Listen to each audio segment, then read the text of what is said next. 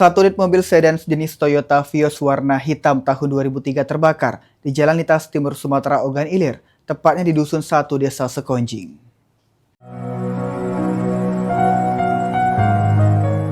Kasih Humas Polres Ogan Ilir, AKP Herman membenarkan kejadian ini. Menurutnya kendaraan tersebut dikemudikan oleh Muhammad Holil, 16 tahun, seorang santri Ponpes Ittifaqiyah yang merupakan anak dari pemilik kendaraan.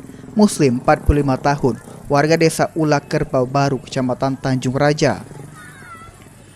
Saksi mata menyebut peristiwa bermula saat kendaraan melaju dari kota Indralaya menuju desa Ulak Kerbau Baru.